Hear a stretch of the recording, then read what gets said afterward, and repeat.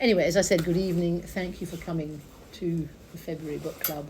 Today we are discussing Small Boat by Vincent Delecroix, and we are very lucky to have Helen Stevenson, translator, here. And so I don't have to introduce it. It's based on a real incident, drowning, 30-odd people in a boat, 27 died, and nobody on either side. Everyone sort of played ping pong who was responsible, but I'm going to now turn over to Helen.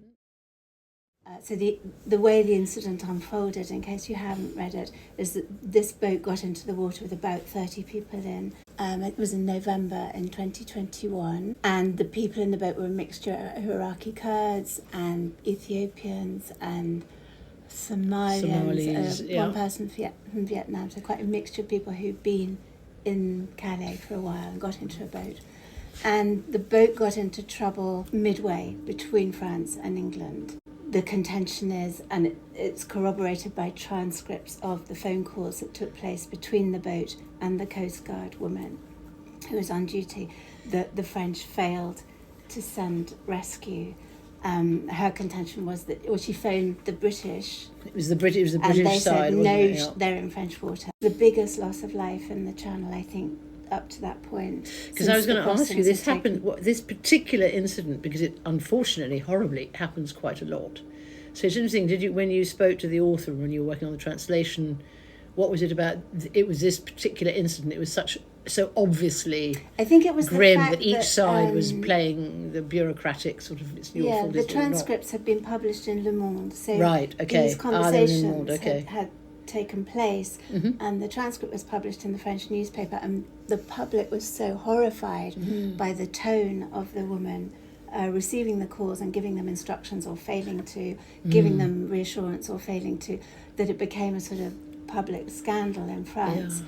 And some of the things she said were so striking that Vincent Delecroix, who is actually the director of the philosophy of religion at one of the universities in Paris, but also a novelist, he was so struck by these single phrases that she uttered that he decided to construct a philosophical novel around them. So the two phrases that particularly struck him, and I think struck a lot of people in the French press, were the opening phrase of the book, which is when she says, "I didn't ask you to leave." In other words, you chose to be in this situation, so don't get antsy with me. And the closing one, where she says, as they're almost all drowned and this almost one boy is left holding his phone above the water, she says, "You're not listening to me, you will not be saved."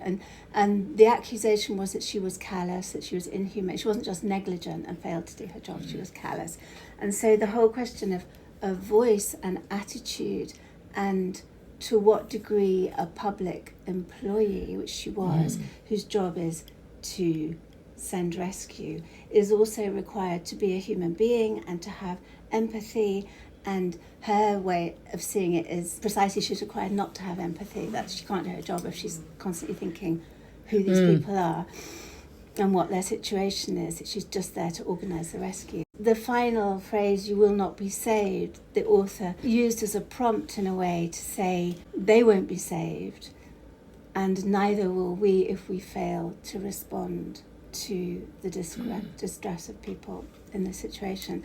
So the book is kind of bookmarked by these two extraordinary phrases, and they were the prompt for him to write what's kind of, it's not really a meditation because it's much faster and more urgent than that would suggest. And he imagines her state of mind while she's been stepped down for her job, and she's got all these thoughts about personal responsibility and guilt, and where responsibility for the migrant crisis lies, not just for the crisis, but for the individual lives. Well, there is a collective. I mean, that's where also reading it, there's a collective, there's a feeling of all of us. Is she the end? There's that thing about her being the end of the chain, that they are human beings with stories and families, and the dehumanization. And you really feel that with this, the drowning in the middle, the three-part. So, I mean, I think you really feel that. So her process, her journey, if you like, through the book is from one of indignation that why should she carry the can for everybody? Yeah. And she was precisely the person who was doing what needs to be done. And even if she failed to in that instance for whatever reason, she was actually there doing it while the rest of us were at home. To one where it gradually dawns on her that like the rest of us, but possibly to no greater extent, that's arguable, she has a moral responsibility to care about this. And I think as a novelist, he's saying, until we are prepared to engage in an act of imagination, which is what happens in the central passage of the book, we are not able to go beyond empathy to a position where empathy actually entails an admission of responsibility. So that, I think, is the moral journey that this woman goes on, and we as readers go on with her. He said that the French reading public and press had sort of said, what gives you the right to write about migrants? You know, you're a white male intellectual. And he said, well, I wasn't actually writing about migrants or from their point of view. I was writing from as close as I could get to, you know, on the shoreline, all of us watching this unfold, all of us saying, actually, it's not our problem, it's yours, whichever side of the water we're on. That was as close as he could get by impersonating and getting inside the head of this woman in the form of a fictionalized monologue. That point on the water is the darkest place in the middle of the channel, is where there are no cameras and we don't see it, and it's the invisible, unimaginable But he place. writes it very beautifully. So in the middle section, what he sort of dares to do, although it's done in a very as detached and impersonalized way as possible, he describes in the third person what happened to them, and it's very kind of forensic in its actual baldness and refusal to be emotional. It becomes really, really emotional, actually, paradoxically. And once you've read that section, you can no longer, and she can no longer, the narrator, as she resumes the voice in the third section, adopt the position of, well, you know, it wasn't really my fault. I don't know why you're accusing me. The chain of responsibility is so long. At least I was there. I'm not really required to have a moral position on this. I'm just doing what... All that falls apart, because once you've imagined it, you can't say that anymore. The end Thoughts and bit, questions? is it after she's been to the police or before she's been It's really, it's really difficult to know, I think, because I think that it's possible to read the first part as something that entirely happens in her head. Oh, right, yeah. Because a lot of it is quite dreamlike. She drifts off, so she imagines herself being having turned herself in and gone to say, I was the person, I failed to do that, or even to defend herself. And you get the impression during the first half, third, that maybe she's imagining what would happen if she did, because the police interrogator who she faces across the desk is uncannily like herself. So it's sort of her alter ego. I think it's possible to read it as her alter ego and her conscience, because in a way our conscience is our alter ego interrogating us about whether we're really sure that we feel what we think we feel. And in the third part, she's accusing herself, or she's accepting the unbearability of her responsibility. Because I was thinking about this yesterday, I was thinking, actually, to be accused of an act of negligence, say manslaughter, imagine you're accused of that and you wake up the next one and you think, I did that and I didn't even realise I was. It's not like being accused of murder. And it's 27 people as well, it's not just one person. There was some intention. 27 people. And I think that's a terrible thing to live with. And it's interesting, when I talked to Vincent about it, he said that when he first read the newspaper reports, he thought, who is this monstrous woman who said these things? And I was a bit taken aback, because I thought when I first read it, I didn't think she was monstrous. I thought, God, imagine having that responsibility, and through some inexplicable moment or even hour, I don't know, of inattention, which was probably shared with quite a lot of other people, she became this monster in the eyes of the world. And what a dreadful thing to have to live with, and almost that would be enough in itself. Feeling also that she's trained. There is sometimes a feeling when you're trained to not feel. Yeah, and they have their script. This is what you do. It's almost like a horse with blinkers. Ignore everything else. Ignore the humanity of it. Her you script see? was to send a boat out. Exactly. So why did she ignore the script? She sent several boats. She sent several boats. Yeah. And she claimed that she called the British, and the British said yes. And the British said, and then there's this ping her. pong between who. So You see whether there's it all was of that. confusion. Whether they were in French waters or in Well, British boats, Well, yeah, that's there is a moment, I guess, when you cross the cross line. over. But it's actually quite a fluid line because you're in the middle of a body of the water. middle of the sea Why at does it night. matter? If Exactly, people are yeah, yeah, drowning, yeah. why does it matter? Who where is it exactly? goes? Well, exactly. That's the question. Why does it matter whether you're French or English? If they're drowning, help them. Help them. I think it's a different. It's a question of whether she was incompetent, negligent, or inhuman. We are all implicated in negligence. Well, that's the thing. And we're all implicated in that moment where you just say, this is too much, I can't take it all on. Yeah. And I think that there is also, I don't know if you saw the reports in the newspapers last week of the Cranston inquiry into this incident. The British responsibility, and there's an equivalent inquiry in France. And the findings of the Cranston report. But one thing that struck me about it was incredibly compassionate. It had the relatives of all the people in the boat just talk about who their family members were. He just took time for these stories to be amplified.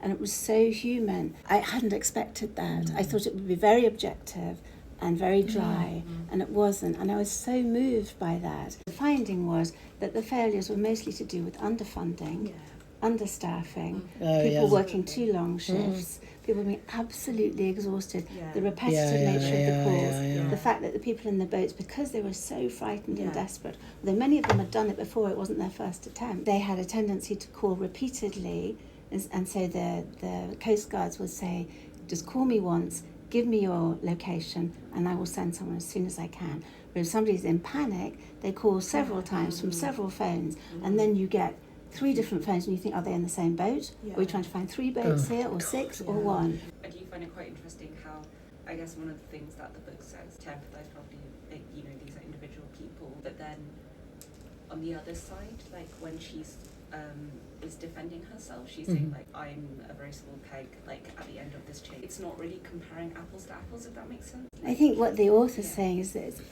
we are all individuals, and we all bear some measure of responsibility, whether we put ourselves in the front line or not, and get paid for it. I think the author does try to humanise her by introducing us to her daughters, her personal circumstances, which are really difficult. Like, she is humanised, I think. Yeah, which is humanised because she's human. Well, she's human, exactly. I mean, she's not painted as this evil, monstrous person. She is painted as somebody. I guess to some extent she does feel guilt because, like, I think, I can't quite remember which part it's in, but, you know, she says, like, her dad, like, puts his hand on her, like, once a month, like, when she goes to pick up her daughter or something, and says, like, my daughter saves lives.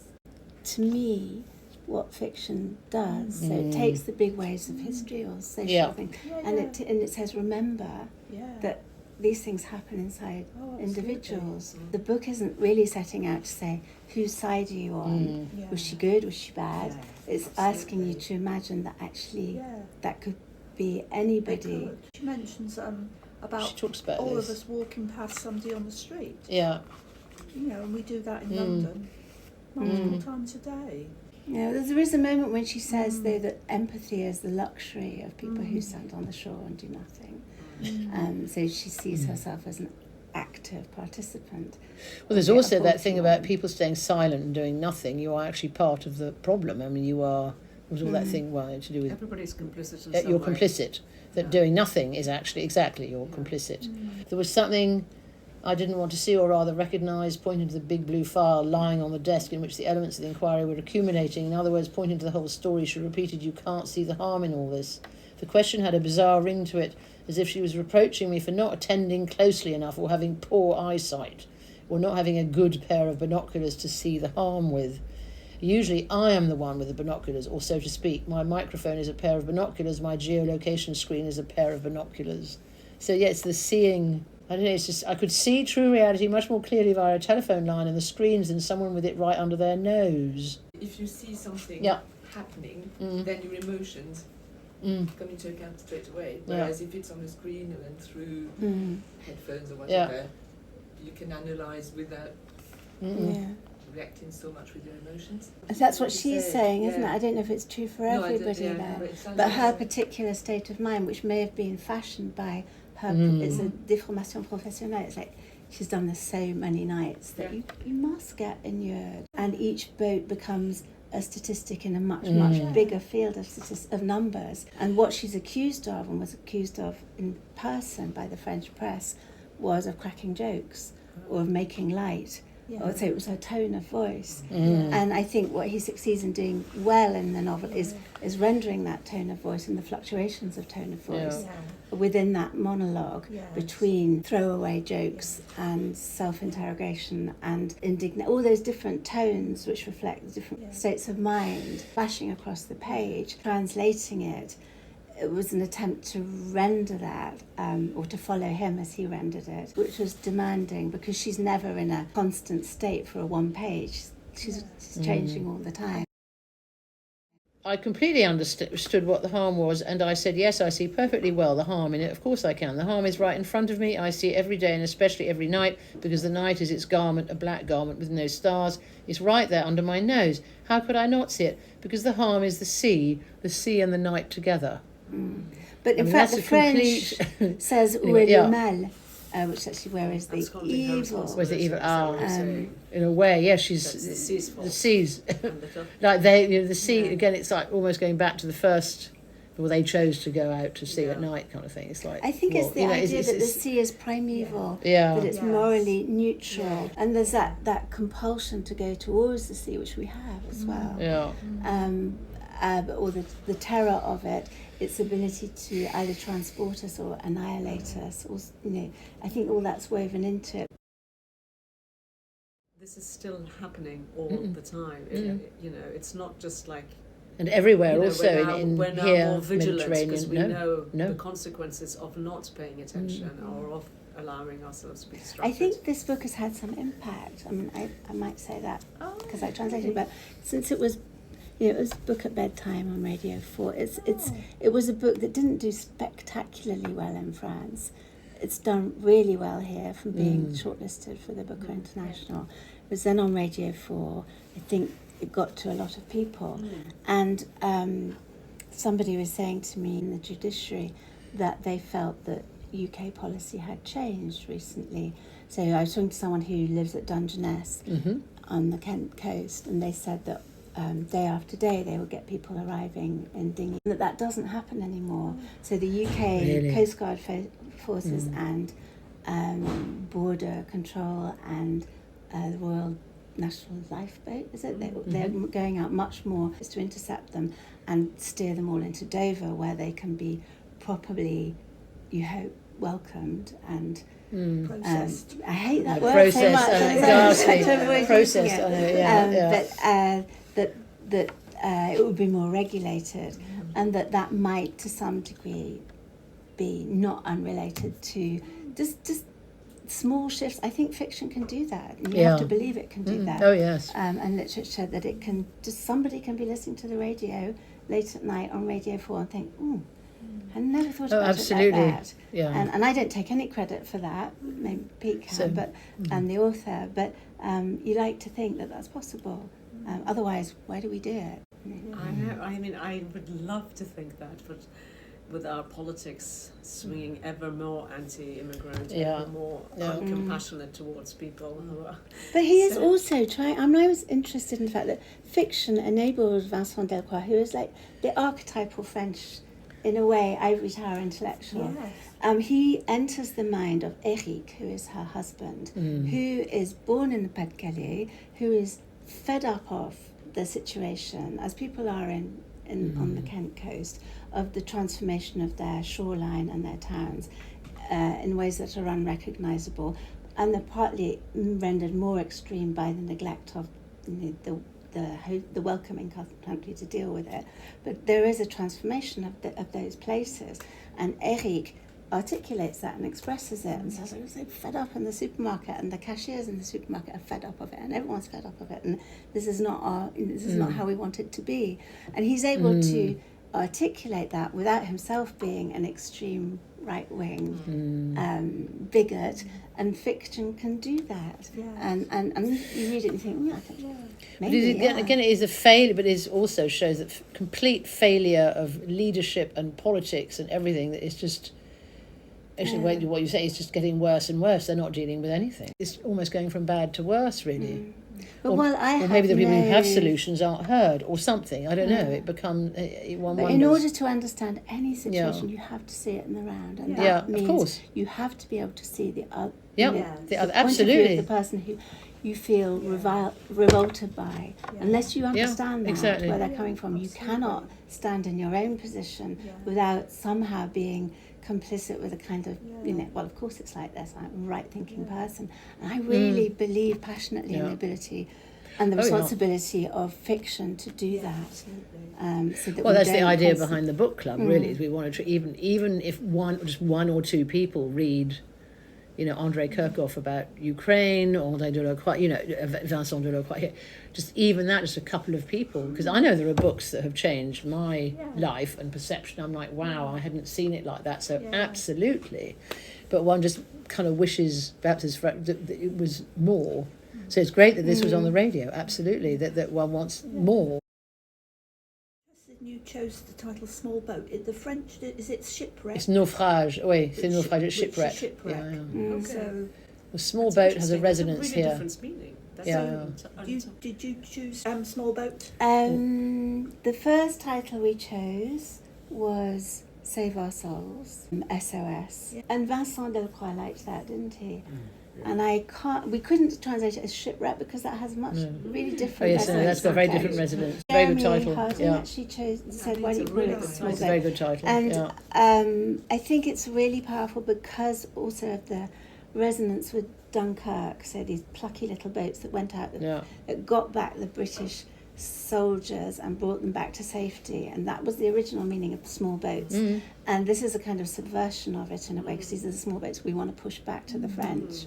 So it had that double meaning, which I wanted to stay with Save Our Souls, and Vincent did as well, but I think it was absolutely the right choice. No, and Small Boat is actually very good. It is also more catchy, it is small, but it's absolutely the point, and it has more resonance, really. And it may not have that kind of moral heaviness of Save Our Souls, which might put people off, actually. But I think in a way that's affected. In Small Boat, it becomes ironic almost, doesn't it? That it's such a huge problem, such a devastating thing to happen, and it's just a small boat. And I was also struck by you saying the word translate actually means ferries. Yeah, it means to ferry across, to be, to late is to bear or to carry across.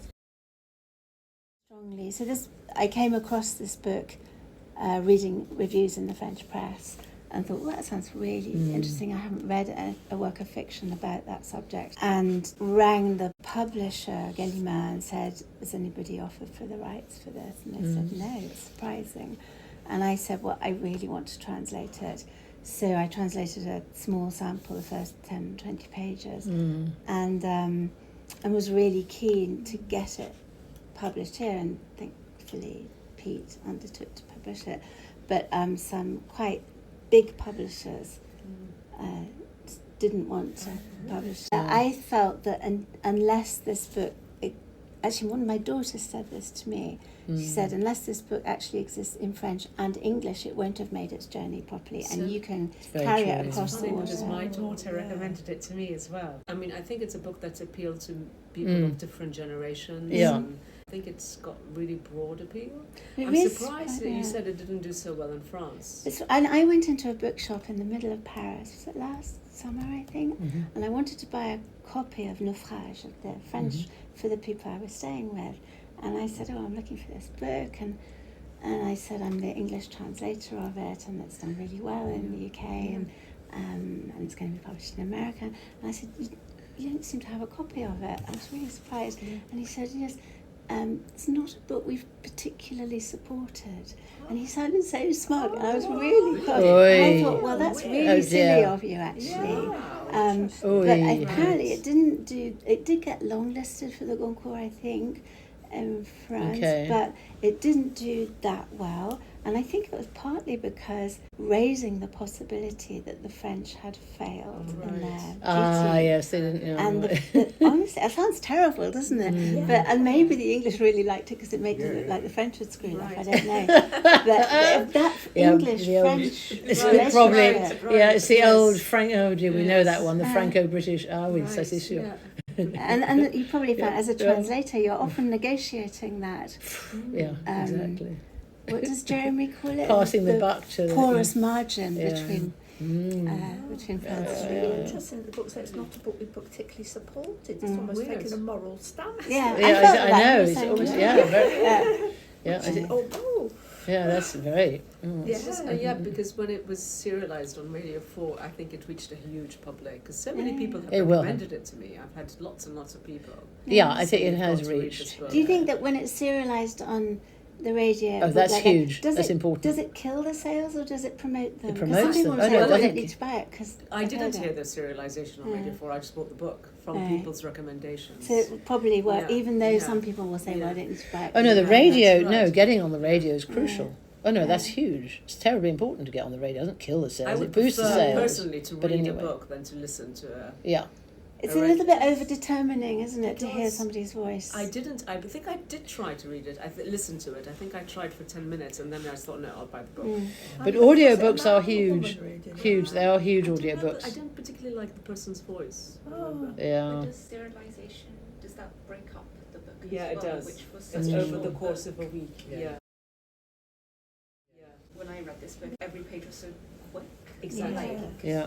it's almost like a stream of consciousness. I think Yeah. it was Yeah. when he read Yeah. it. You read it wasn't like it? in one day on 2 tube journeys, So like it seems, 2 Mm. hours. where would you break it apart? Like, Yeah, there and are I the was very parts aware that- translating it of the question of pace and it kind of just hurtling along through her mind. Mm. And the oddity about translating is you're focused on one single sentence or a word or a phrase and you stop at it and you puzzle over it for, sometimes it just goes immediately and sometimes it takes you 20 minutes to think, how am I going to do this? Or Yeah. longer. And so your pace is very different while you're working on it to how it is when you read it again. So that stop-start thing when you're translating can get in the way of your understanding the forward thrust and the pace of the book. So you have to go back and then whoosh through it again, Yeah. as though you were interesting. reading it, and then say, where are the moments? Would you read aloud? Because I know some people, Yeah. that's the classic one. Well, no, I read aloud in my head. In your head, but sometimes people actually do read aloud.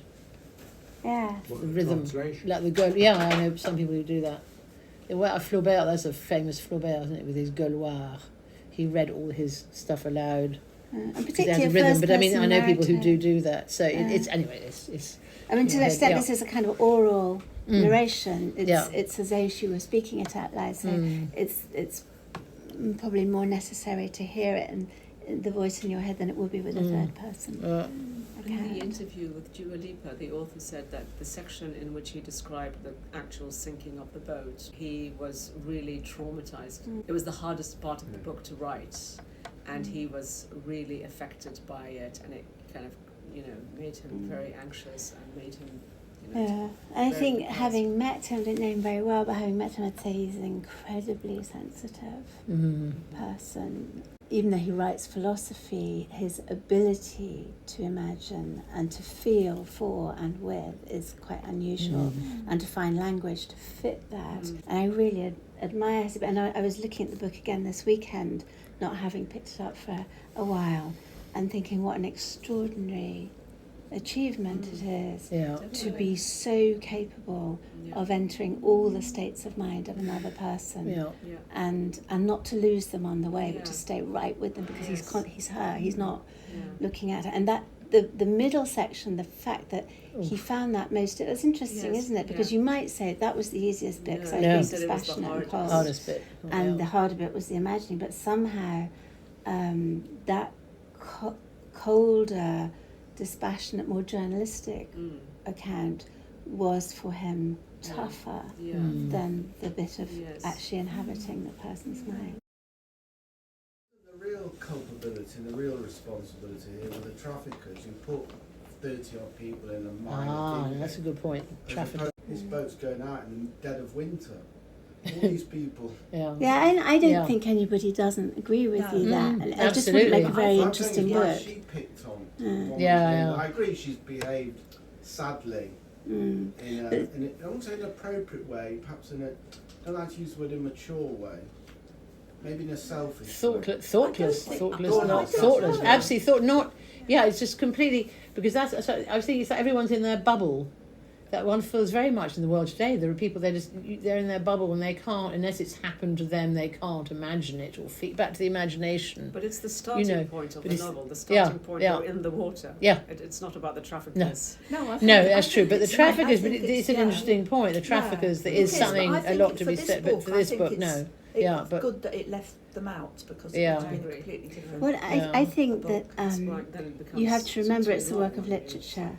It's a tragedy. Tragedies are written not about the extreme villains, and they're not really written about the victims. They're written about the person in the middle, the humans who's who caught and doesn't know what to do. And that's what makes a tragedy, and that's why it stays in our minds. And so the great, Shakespearean tragic characters are the people who are in doubt and unsure and feel guilt and hope and all those complex emotions. So it's true that the people smugglers are obviously the people most it's easiest and probably most right to pin the blame on them, although they too are part of a series of financial transactions and social transactions which might lead them that we don't know.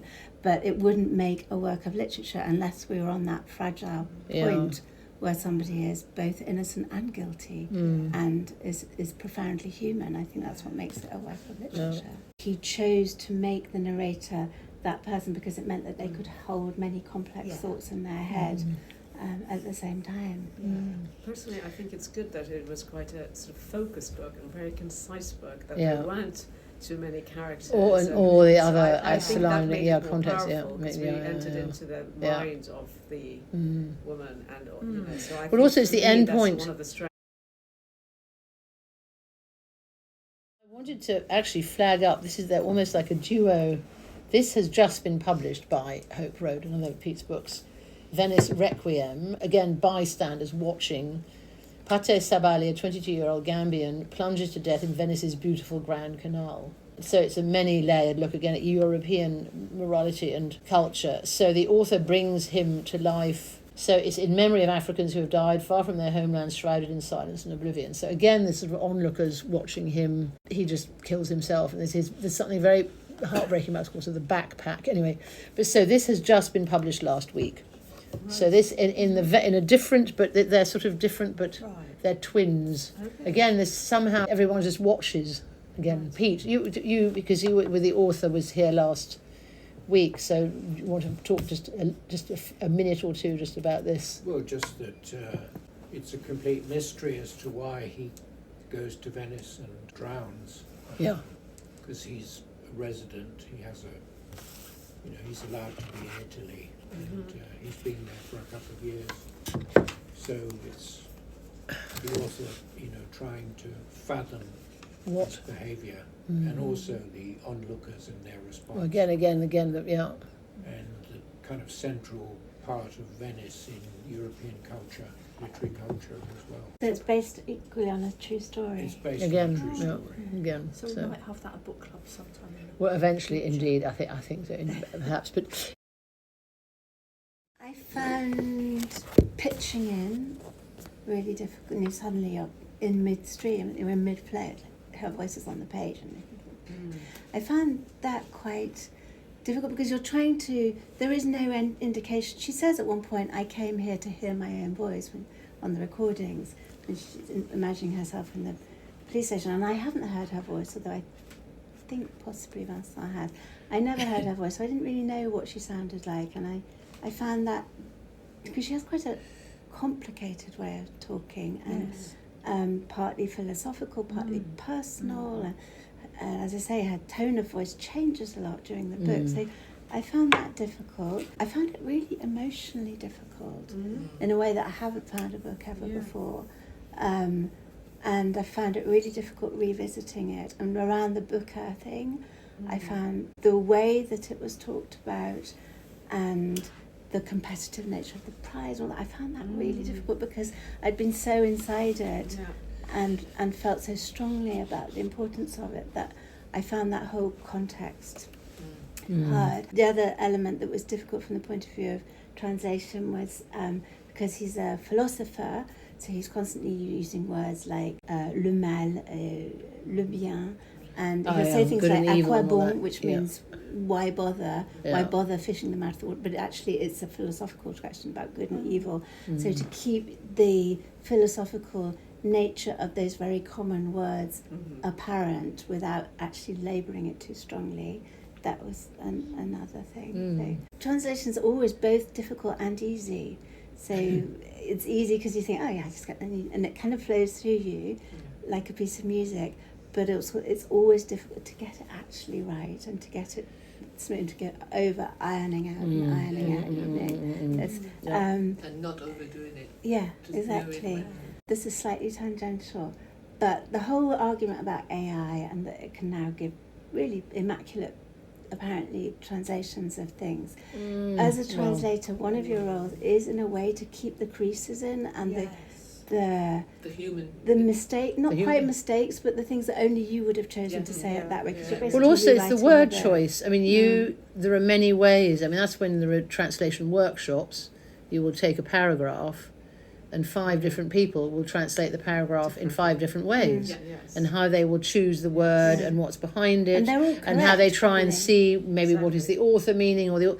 So actually, that is where I'm afraid AI. Fine, it might on the surface produce a translation, but actually if you start looking at it, I'm sorry, there is something a bit flat. And there's something slightly bizarre because it's sort of right but not. It's like, you know when you've got a pair of glasses and you kind of see but it's a bit squiffity somewhere, it doesn't quite work. Well, so it's like, whoa. It doesn't, I will never have idiosyncrasies. No, exactly, that's the thing.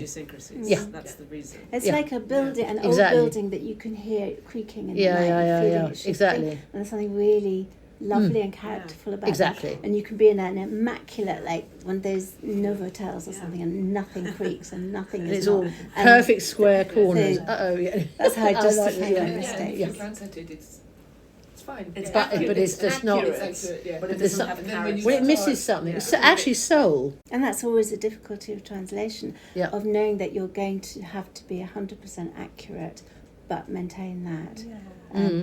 The 2 levels of that. And the more I do, the more I realise that as well. It's interesting you're saying, I know he was a philosopher of religion, because you could actually see this as a work. It's a work, almost a work of moral philosophy. It is, it's about who is saved. It is actually, it's true. Who saves who, and who's responsible. And has he written other novels as well? He has written other books, actually. I looked, he has written other... None of them's been translated. This is the only thing that's been translated. It's interesting that the word to save, which comes back a lot in the French, sauver, in English we'd more usually say rescue, but somehow it didn't seem right to use rescue because it was more of a moral issue. Save. Save more often. That's really interesting. There we are, back to word choice. So what would and knowing who has written the book. That exactly, that's true. Otherwise you would not choose save over rescue. And a Frenchman would not choose the term small boat because it means nothing to a French person. So anyway, I think we will wrap up. So much. But thank you very much. And look forward to seeing you on the 9th of March. And wonderful. Thank you very much, Helen and Pete, for very interesting. It's a treat that you could come and